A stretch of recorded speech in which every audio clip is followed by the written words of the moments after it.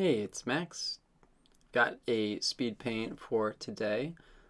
So, keeping in the theme of anime, I'm part of a community, and we decided to, or the decision was made to do skate witches. That is, the witches who skateboard, and I thought that it was a neat little design space to play with.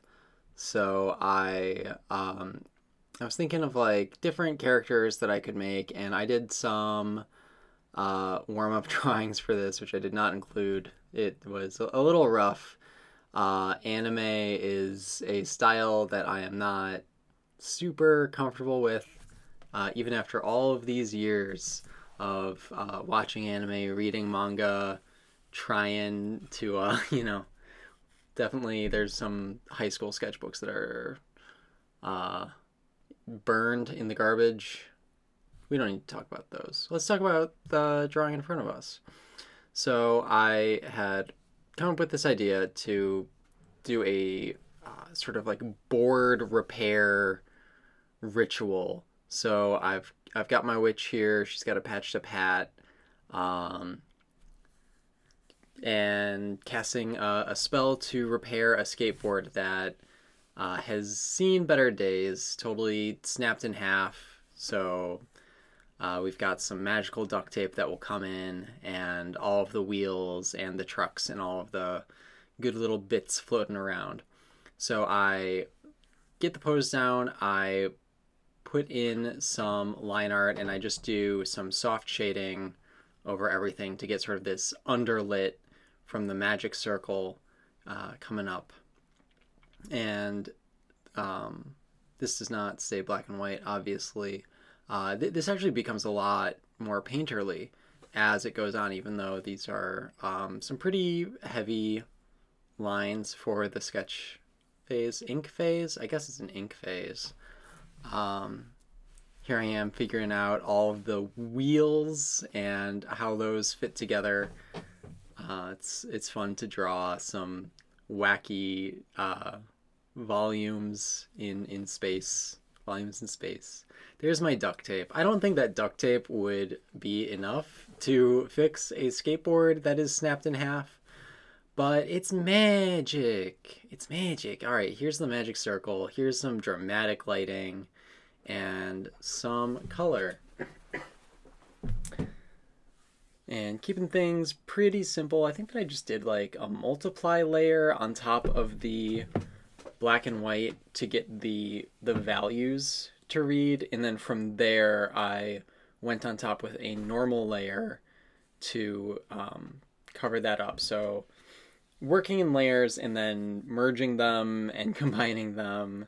I've become a really big fan of destructive editing, which can get me in trouble sometimes, but I think that it allows for just so much flexibility as you're able to change the entire shape of something rather than having to go layer by layer, like, oh, I already flatted something and put in the shading. Now I have to go back to the inks and redraw it and then recolor it and then reshade it. That's a giant pain. And for the type of thing that I'm doing, I think that this process is much nicer.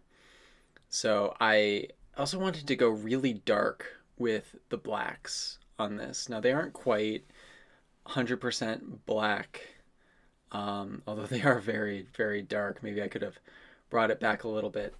But I wanted those really hard shadows. One of the things that I was looking at for this was the concept art for Legend of Zelda Majora's Mask. And I noticed, because I was looking for art that did this type of thing, is that this type of shading is actually not present in the Ocarina of Time art, or at least not as much. So I think that was very interesting to see how, like, between the two titles, the treatment of shadows in the art changed so much. And maybe that's what led to me thinking of them as very different, certainly very different aesthetically. Putting in some more detail on the board. The grip tape is all torn up, and getting all of the shading right on this duct tape. I don't know why I made it pink. I think I wanted the pink just to stand out from the other colors. I wanted the very bright, poppy colors from Majora's Mask, and putting in lots of smoke. I changed the circle on the ground, the summoning portal. It was getting a little too Rick and Morty, and so I decided, you know, maybe it's like a portal to the underworld. We can see some stars down there, and there's this purple fog coming up. And then just keeping with those really strong shadows, chunky geometric shapes. It's a lot of fun to paint these. And then rim light. We need rim light. I got this super intense, super bright cyan. And I thought that contrasted nicely with the purple. Oh, and then so what I did there is I just painted in the background on a multiply layer because the gray was getting very boring. Just spending more time doing light effects, rendering out this duct tape.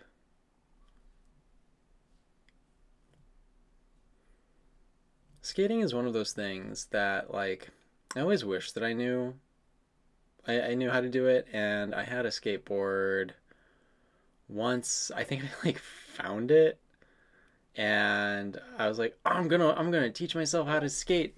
Hop on the skateboard, immediately fall and eat it and hurt myself, and then like a year goes by.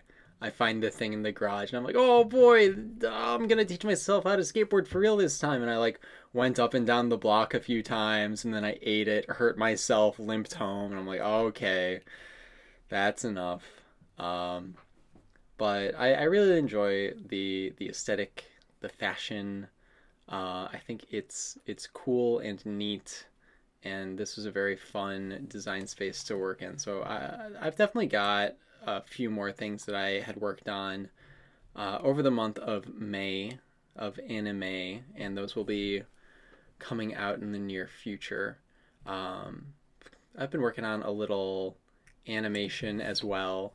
It's getting there. It's getting there. I'm still definitely learning a lot of the tools of Clip Studio Paint, trying to learn just like the vector layers in animation.